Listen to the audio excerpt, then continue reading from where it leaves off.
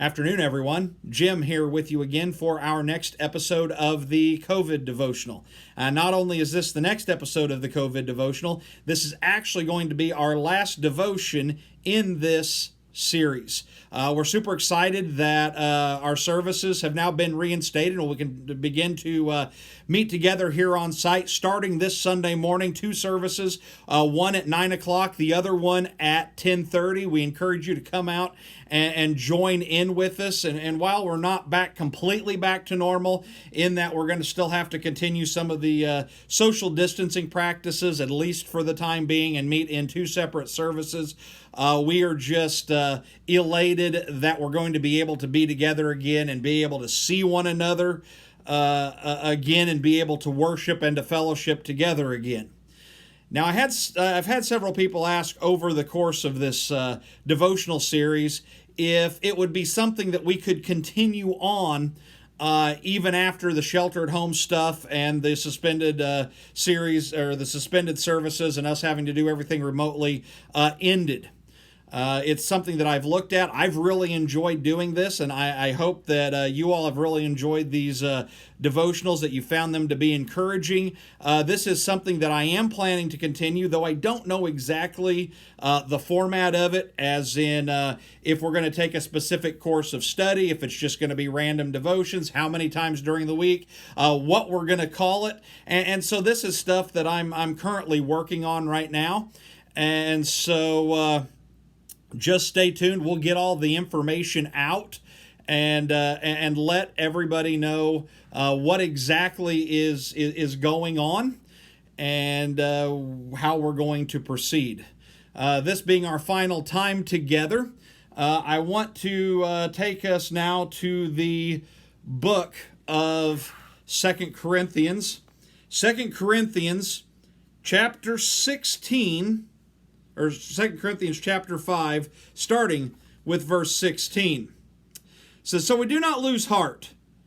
Though our outer self is wasting away, our inner self is being renewed day by day. For this light momentary affliction is preparing us for the eternal weight of glory beyond all comparison, as we look not to the things that are seen, but to the things that are unseen. For the things that are seen are transient, but the things that are unseen are eternal." So I've got a question for you. This is the last question we're going to ask in this series. What is it that this time has prepared you for?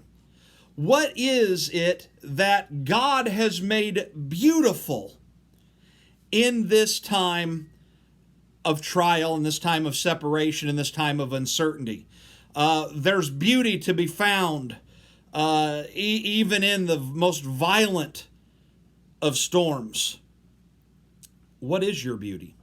I know for myself personally, even though here at the church things have been just as busy, if not more busy, during this time when our services have been suspended, there's always stuff to do, getting stuff ready to put online, still planning lessons and sermons and stuff of that nature, though the presentation of them has been different.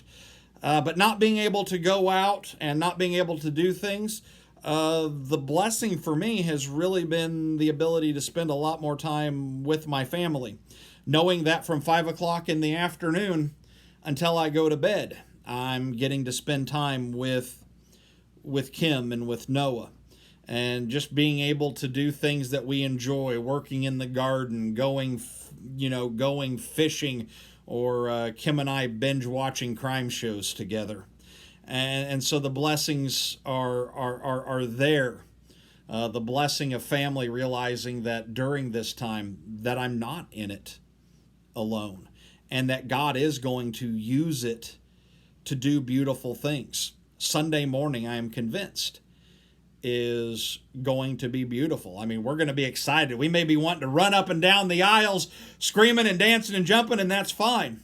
But at the same time, you have also those times of silent contemplation when you look around and you